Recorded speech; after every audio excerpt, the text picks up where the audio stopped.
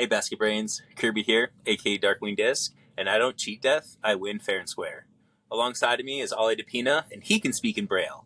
And welcome to episode 40 of the KO Disc Golf Show. Episode 40, this is the Wiggly Tough episode. Famous players to wear the number 40, Sean Kemp, Big Sexy Bartolo Colon, and Madison Bumgarner, who is a World Series hero without a doubt. It was so exciting watching him in that World Series with the Giants. Red Sox players who I really like that wore the number 40.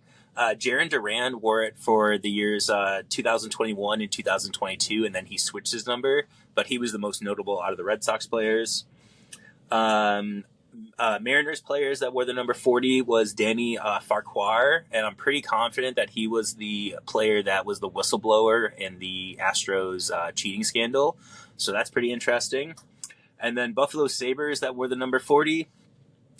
Most recently, I think this season, it is Dustin Tokarski, and I'm happy that I didn't stumble over that. So, Ollie, what you got for Krakens players and Giants players? Unlike last week, we have two Krakens players. So we got Jamie Oleksiak and Adam Larson. So two Kraken players, pretty cool. Haven't been able to keep up. It was the last week at NFL, so it was a lot of focus on the NFL this week. The Giants didn't. I knew they weren't making the playoffs. We secured a top 3 pick this year, so I just kind of enjoyed these last Sunday as just like my last Sunday to wake up and watch the Giants. So, that Giants number 40 is going to be Joe Morrison. He is a Ring of Honor retired number. Played halfback, fullback, wide receiver, tight end, and safety. So kind of just like a do-it-all guy in the 40s and 50s. So just a cool little thing with that. I was watching. Look up Joe Morrison and watch some of his highlights. He's a dog. That's cool. Real put me in coach type of player. So oh yeah, I like that. How you doing, man? How's everything going?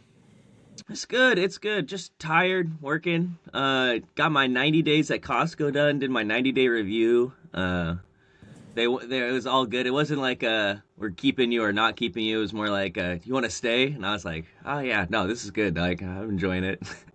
So that was cool.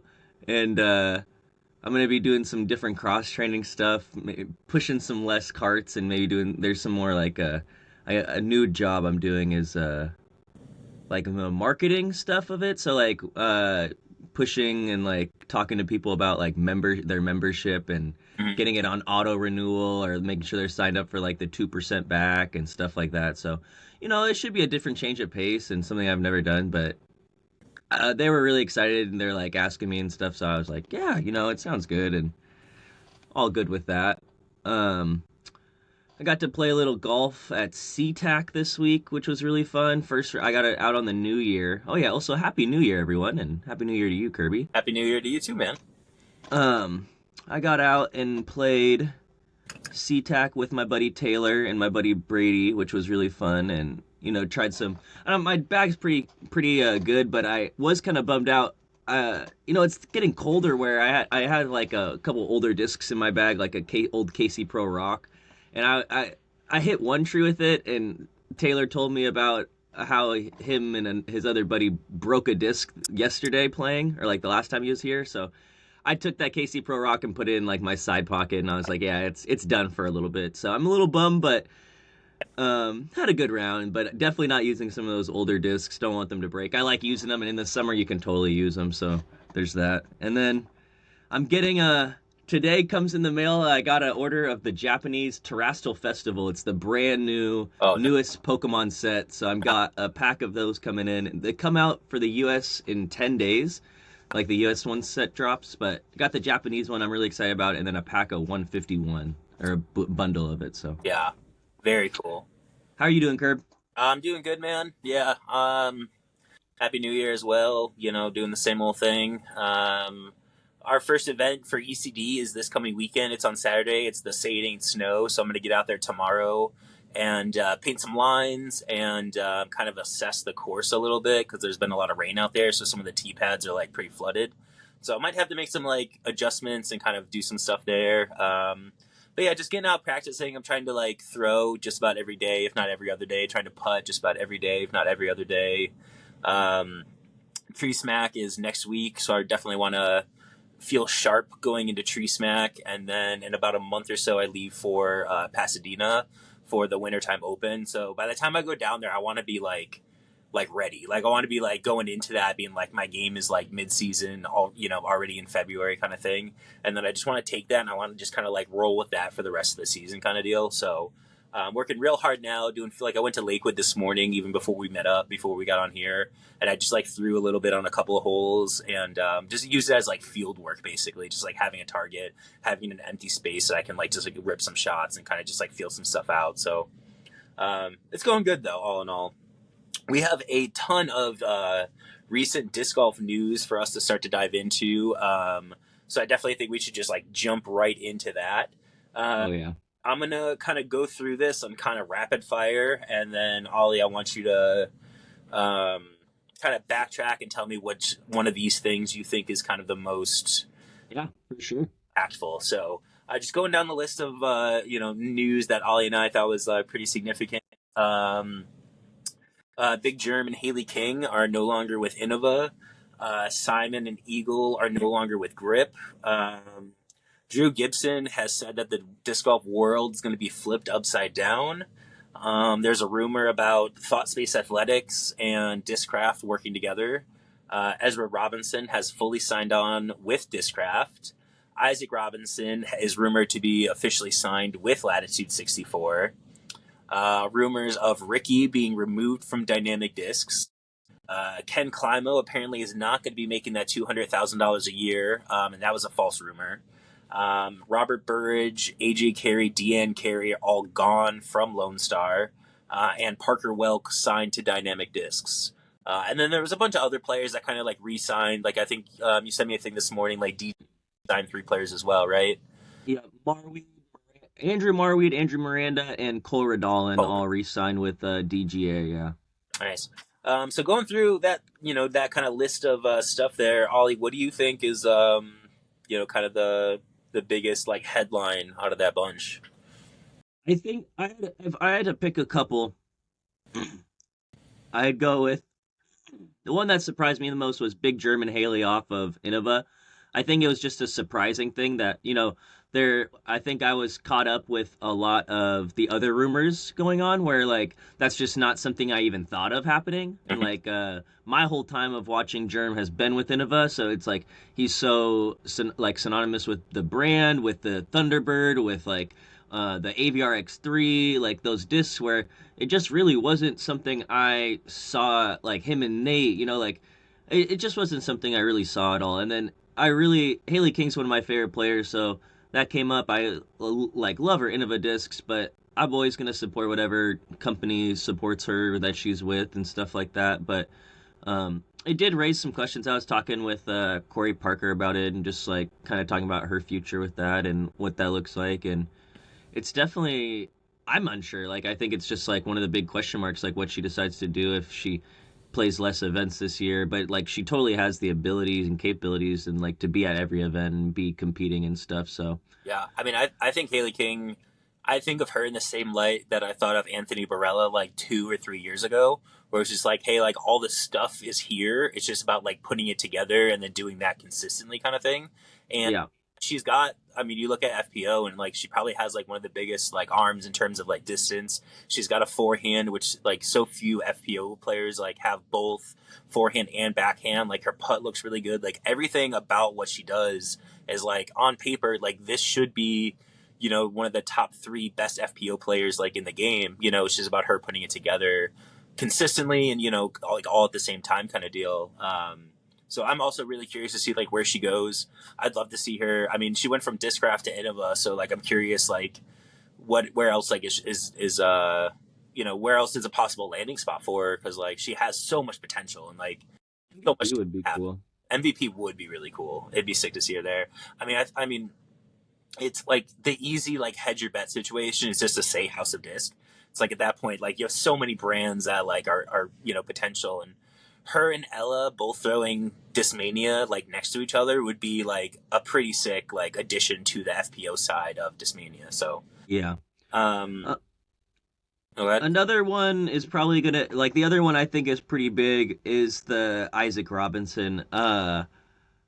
I'll screenshot the photo and put it up like around here, and so you could see too. But Isaac Rob, like Latitude 64, made this post talking about with a player with his back turned and his bag showing. So just pretty interesting. I Out of the moves, this is one of the guys we've been talking about for a while now, and it was like, where's he gonna go? Now I feel like there's a little less. Like when that news does drop, I don't think it's gonna be like as shocking or like No, big bomb dropping at all. it's probably Um, my least exciting place for him to land. Like I would have been really excited for him to land with Discmania. Like that would have been pretty cool. Like Innova would have been fire. It would have been so cool to see him with Innova. Um, Latitude 64 just seems like one of the landing spots where you're kind of just like, okay, like it's cool. Like you got Kristen and you got Isaac, so like that's a pretty sick like 1-2, at the top of your brand kind of thing to kind of lead it going forward. And we'll get into this later, but there's a lot of information out there that House of Discs wants Latitude 64 to have more of a slice in the American market, and Isaac's really going to provide that for him. So it's a good signing for them, but like I said, it's just like a little kind of boring in a way. yeah.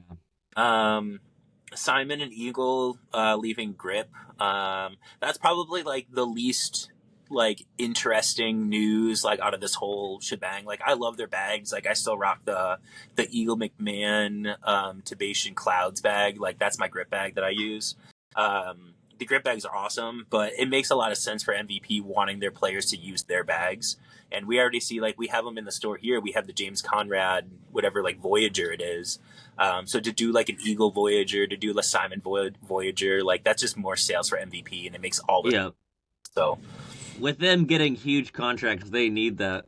yeah, They're like, come on. bro, we want all the slice of that action. And I mean, they're getting paid enough too, where it doesn't really. If you're MVP, it's to be like we're paying you enough to promote our bag too. You don't need additional sponsorships on top of like what we're providing for you. So, yeah, I thought that was kind of an interesting note. I did see a rumor that all of MVP players, like top to bottom, that's like the new addition to the contract this year is like there's wording that says like you're required to use an MVP branded bag or a streamlined branded bag. Huh. So, like I said, it makes sense. It was just a matter of time. Drew Gibson saying that the disc golf world is going to get flipped upside down. I don't like. I am still kind of like we talked about this like on like Thursday last week. Like you and I were like texting about it, being like, "Yo, what could this be?" Like, and I mean, we're I don't know, a week later, and I still haven't heard anything. I don't see any rumors about like what he's possibly talking about. Like, I wonder if Drew's just kind of like trolling everybody. Um, Terry Miller responded days later because I was checking that post every day and I was like, oh, nothing new is coming of that. But I guess he responded. I forget what he said, but it was a little more like it almost he was almost like saying like he also knew like the news or like I don't know. It was like a very like I was like, bro, someone needs to just say it. Like I'm like this is Yeah, so for the love of God, like somebody just put it out there.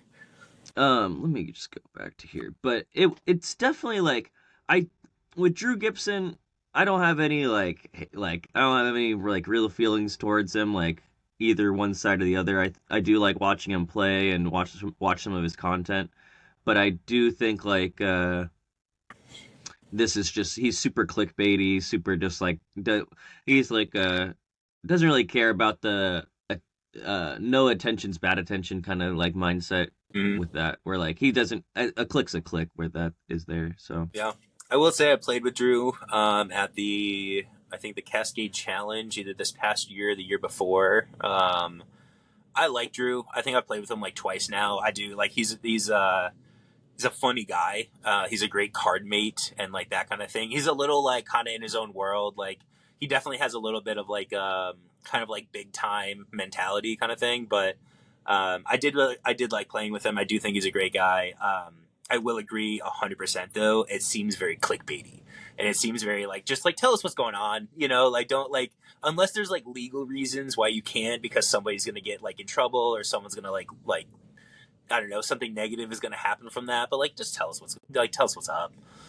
Terry Miller responding said honest question here and let's just say I know what this is dot dot dot should I be putting it out there for everyone or not so much When will the powers that be plan to drop said news exactly? Terry, let us know, please. I don't. No one. Hmm. I want to know. Yeah. Honest question, Terry. What is it? So what's up? Yeah.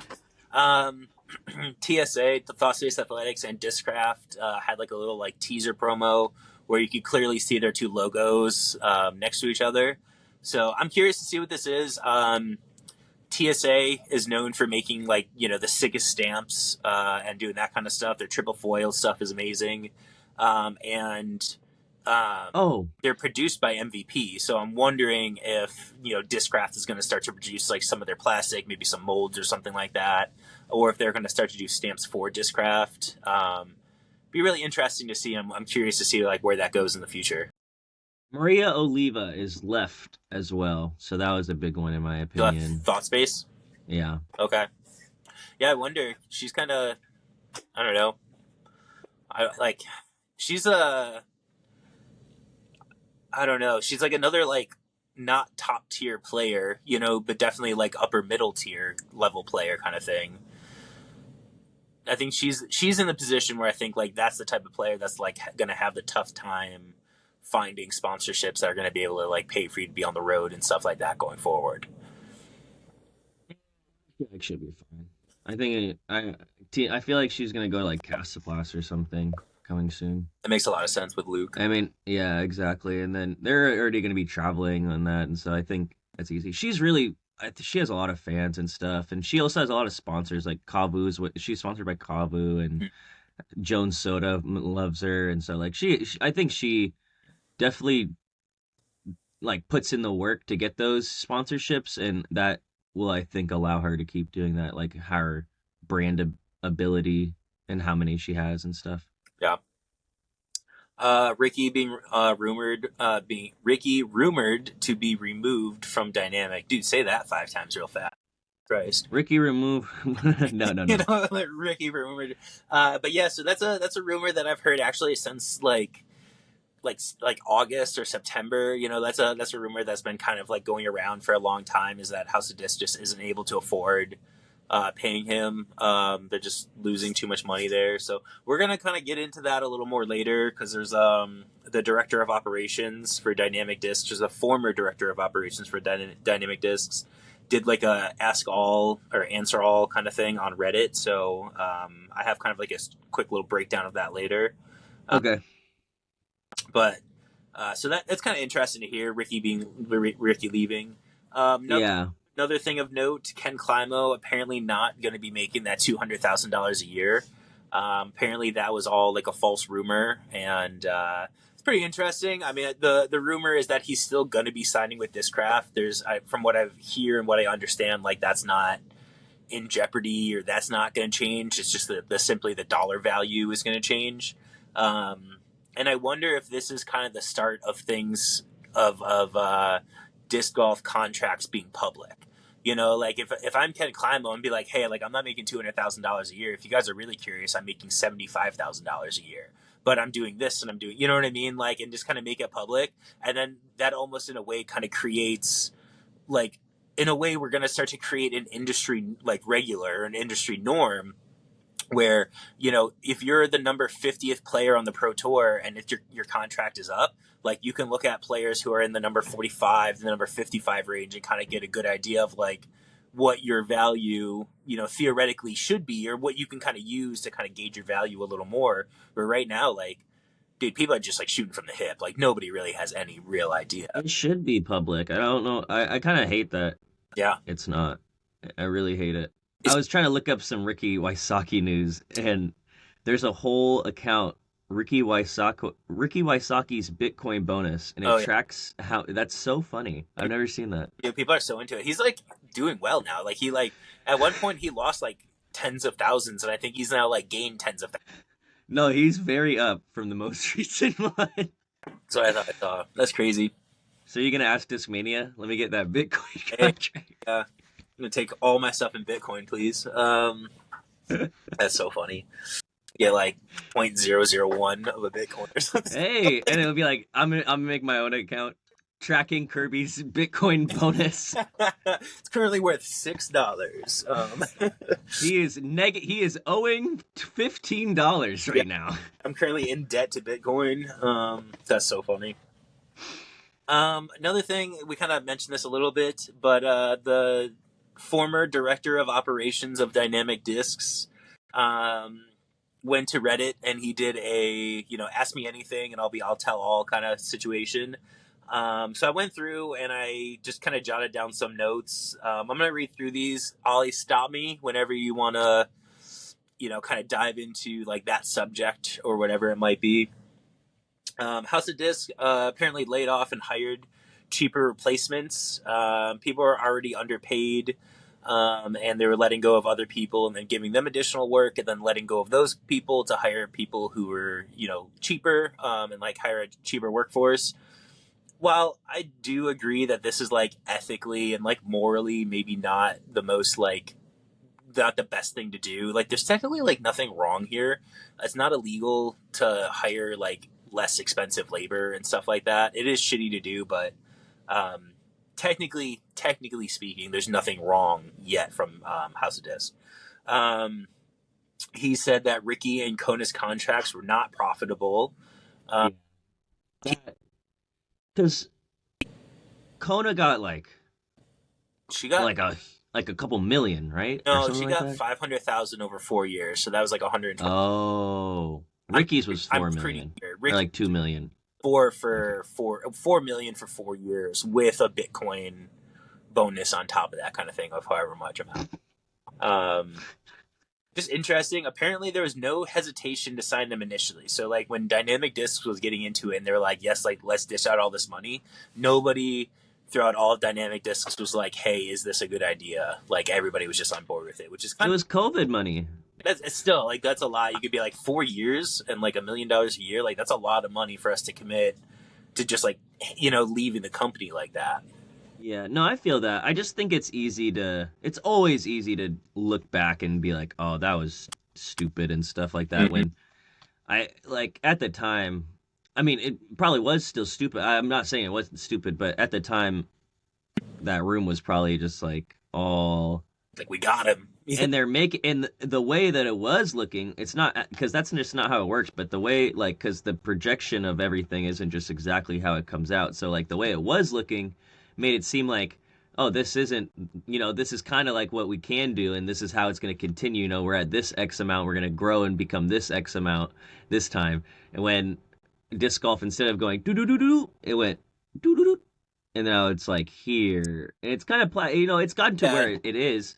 It's not going down like too, like it No, is what it is now. I mean, I think if you look at like 2018, 2019, we were here, and I think you look at 2025, I think we're here, right? Like Yeah, above it. But I think yeah, the process we got way up here to kind of come back down. But we're yeah, still, I mean, if it's like, hey, if you take away that giant thing, we're still riding up, yes.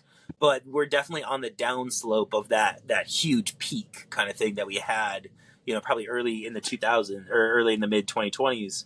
One of the things he goes on to say is that they made a lot of money during COVID, but they didn't spend it wisely. Like they upgraded like warehouses and stuff like that, which it sounded like they did need at the time. Sounded like they hired some employees that maybe filling some positions that initially they didn't need and stuff like that. Um, Somebody asked him when the COVID bubble burst or when they thought that the COVID bubble burst, and he said that in 2022 he noticed that the Amazon sales of like starter kits and that were like dropping significantly. So it's kind of interesting to hear that they were already noticing back in 2022 that like things were starting to kind of drop a little bit and things were kind of starting to slow down. Um, he explained that going from a grassroots style company to corporate was like pretty difficult. He said that for at least the last like year or so, that rumors of cutting Ricky have been like swirling around. So it was something House of Disc has had talked about internally for kind of a while. Um, Dynamic Discs apparently know that they're unpopular compared to other brands, which is like kind of crazy. yeah. It's like, what do you, to know that and just be aware, I think is actually kind of insane to just be Yeah. like, well, what are we gonna do about it? Eh, Like, we're lame. What are we gonna do about it? And I'm like, bro, like the potential you have is just, yeah. the one comment I saw a lot in this thing from people, not from him, and that I was like, I don't love this comment, but it's not wrong, is who thought it was a good idea to name your discs after a police force and market it to a bunch of stoners and hippies. And it's just like, No, that was the very first thing that, like, when me and Roxy and Aja were starting to play, it's like, oh, I don't want to get the warden. I know. I don't want to get the felon. Like, it's like, why do we gotta call it the felon? I was like, bruh, Yeah. Um, he talks about how the disc golf market's very, that's so funny. and how there's a bunch of different companies that are all selling discs for the same price, and that brand loyalty isn't as prevalent as it used to be. Which I kind of have I don't know if this is like the right way of thinking about this, but like brand loyalty is really easy to be loyal to your brand when you've had the same people on your brand for a long time. So all of these players kind of shuffling sponsors throughout the years is really difficult now. Like if you were a fan of like, hey, Simon and Eagle. Enya are such a perfect match for together for me. Now when Simon leaves, it's like I have to decide if I'm a Simon fan or if I'm a Discmania fan. And there's a lot of people who kind of like split their fandom. Where like before you might have been 100% Discmania, now you're Discmania and MVP, and now you're starting to throw a buzz and you're starting to throw this and that. So in my mind, it makes sense. Like the brand loyalty isn't there as much as it was before because I think players are moving around so much. Am I off there? Or does that seem? No, you seem on. Like, I know people in my life. I'd say it's not on for me. Like, I'm a huge Simon head, and I would buy it. Yeah, it was my first time throwing an MVP disc, so it had that effect. But an MVP disc never made the bag, and him switching never switched out any Discmania discs out of my bag, and like the MD5 is still gonna stay in my bag, and like the PD2 is still gonna stay in my bag, and I'm not switching over anything like that. But I think it is a real point where people do, like, you see people putting with something, and now I see so many people putting with Pixels now, and they probably came from Lunas, they came from all of these different brands. It's not just one brand. The P2, it's like a bunch of different people are switching up what they're doing just because of this one player, and so you're getting pulled from different directions just with that. And you see it with like people with fandoms and stuff. Like people are going to be they're huge Miami Heat fans when LeBron was there, and now they're big Lakers fans, and Yeah. they're Cleveland fans, and um, that might just be because we don't have a team ourselves, so maybe we just have a bunch of player fans in this area. So I just talk to a lot of them, but I, um, that's like I think that goes like nationwide though, because I think there's a lot of spots in the country that aren't necessarily like this territory, or they're just outside of whatever Utah Jazz territory kind of thing, right? And like yeah. they're looking for a team, and then instead of finding a team, they find a player, right? And like there, I do think like if you growing up, right, and you only knew LeBron on Cleveland, and you're like, dude, like I'm a huge Cavs fan, like I absolutely love LeBron, and then he leaves for the Heat. I think there's a real like if you're a kid and you're like 13, 14, I think there's a conversation you got to kind of try to figure out with yourself of being like, do I follow LeBron and I become a Heat fan, or am I on this? I now have to deal with like the dark days. I'm gonna go burn his jersey and Yeah, which I'm never for jersey burning. Dude, that shit's expensive. Come on, what are we doing here? unless it's fake, if you know you paid for it. Um, I'm not for it either.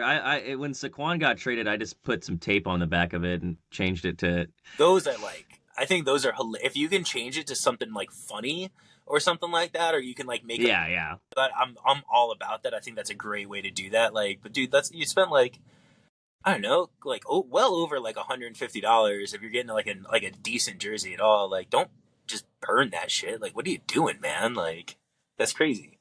Um, Other stuff that the guy from Dynamic Disc talks about, he says that Westside seems to be getting separated from the rest of the brands. Apparently, for Christmas one year, that House of Disc recorded like record profits. They gave employees a $50 gift card to their own retail store. That's pretty crazy.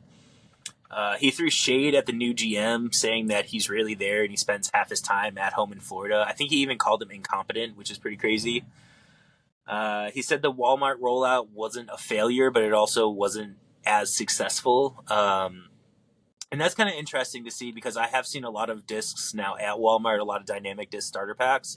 I did see a picture the other day. People were posting dynamic disc starter pack on clearance at Walmart, and they're going for like $6 for like that. I saw like some really premium plastic for like $8. I Yes, was like yo, somebody should just go and like buy a bunch of those. Like just go do like that. Yeah, no problem. well, no, then yeah, it's There's gonna be some dynamic disc employees. Like we need the number. right. That's so funny. With my $50 gift card, I'm gonna go buy my. Go to Walmart and buy my shit, dude. That's so crazy. Apparently, Latitude 64 wants a bigger slice of the American pie. 70% of disc golf, like the disc golf market, is happening in the USA, which is kind of speaks a little bit to like you and I's theory about disc golf, maybe like the Pro Tour moving to Europe. If 70% of the market is here in the States, like that kind of makes it harder for me to imagine. And another, Yeah, because if it's 70% here, that 30% isn't just Europe. Like disc golf's big, and like there's some really big Asian countries, like Australia and Oceanic countries. There's like it. So that means that 30% isn't even just that. Where it's, yeah, it definitely was something to think about for sure. But yeah, it's like, yeah, there's so many problems with it. I wish because like you want a tour that everyone can watch, but there's so many problems with DGN where people are just so upset with that. Where like DGN's coverage is just so lackluster and they have no bar. Like there's no one to hold anyone accountable there for their own like create like their own live coverage and stuff like that. You know, it's just that's what it is, and then they can keep bumping up prices and doing whatever they want because there is no consequence and there's no like they can be as bad as they want and charge as much as they want and it doesn't matter really. So I think it's really hard to even be like, hey, we're going to Europe, like you can watch us on here. But like when that's the product, I think it's really hard. So there's got to be fundamental changes that like a lot of like yeah, the whole root of it. yeah. I like the idea. I still I'm a big fan of the European swing as like as a thing. It just if you do the European swing, it's you have to not do it when there's like American tournaments or tournaments are close, and you can't expect these people to go like one weekend here, next weekend out there, kind of thing. This needs to be planned a little better, I think. Yeah. Um, Kind of cool things to note. PDGA is almost at 300,000 members. I saw a poster at like 298 or 299,000. So that's pretty cool. And then I had a little conspiracy theory that I just wanted to throw out there because if it happens, I called it. Ricky, rumored to be leaving Dynamic. Big Germ, already gone. I think it would be so sick if those two were like, hey, we're just going to buy up Prodigy and it's going to be us two and it's going to be Shoestrick and the three of us are going to turn this into like a top 5 brand in the game. I would seriously root for it. I've talked about this before, but disc golf needs another manufacturer to become a big player.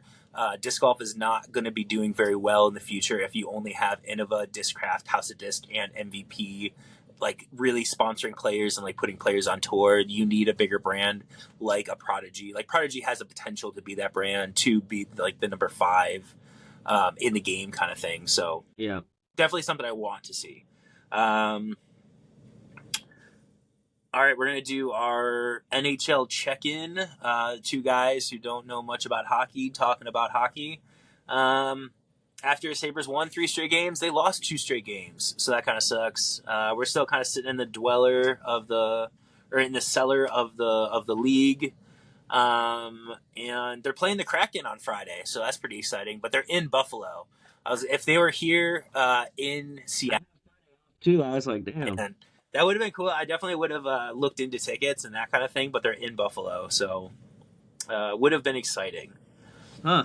Well, that's kind of funny. The Kraken have also lost their last 3 games since our little update. So, what was the thing? Keep the faith alive. Your fandom matters. Yeah. Your fandom, My but sometimes my fandom doesn't feel like it matters right now, Gerb.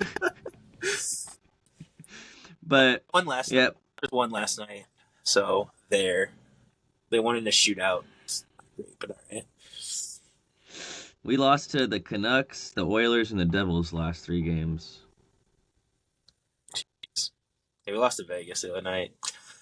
In Uh, in the standings, we are 17, 21. We are bottom. Hey, I love the Kraken, but part of me just loves the San Jose Sharks. They've been so bad. I think the San Jose Sharks last year were like statistically one of the worst sports franchises like ever. Like it was so bad. Like one of the worst NHL teams. Like it was so bad. I remember the Kraken weren't very good last year, and I got to go to the Sharks game, and we won like 6-0. I was like, let's go! The Kraken are so nice! yeah. You're like, this is so exciting. That's so funny. Yeah, who is it? Paterka got our game-winning goal in the shootout last night. So Shut up, Paterka, man. yeah, JJ Paterka, good name, handsome kid, real confident. He's 22, from Germany. Jesus Christ, 22 from. they playing professional hockey for the Sabres. That's crazy. That's nuts. All right, very cool. All right, we're getting into the draft this week. It's the T draft. Going with the alphabets. Looking at the show from last week real quick. Do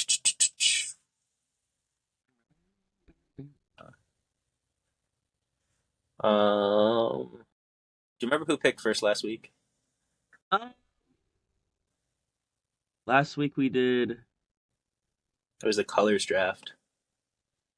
Man, that's kind of a lame draft. I'm not gonna lie. Not my best work. I had fun though. I had fun. Simple. I could do it. It's more about I feel like why the reasons why were Yeah. the All right, I'm taking the number one overall pick. I have one. you got Definitely you got it. 1-1. My number one overall pick for the T draft, titties. Not saving it for the last one. Nah, I'm taking that right away. Not after, what was it, like 2 weeks ago when like you almost like sniped one of my picks. I was like, we're not taking any more. Okay. Well, that all right. Consensus one of one. Okay. I get the 2 and the 3. I was thinking about sniping this with the 1, but you know, you throw a good drive, and what do you get to do? You get to tap it in. Tap ins. All right. Tap ins are fire. Yeah, dude. You gotta love a good tap in. Maybe not the 101, but an amazing tee. Yeah. I mean, I'm saying if someone's like, hey, do you want to tap in or do you want to. Or do you want a taco? Because that's going to be my next pick. That's a good one.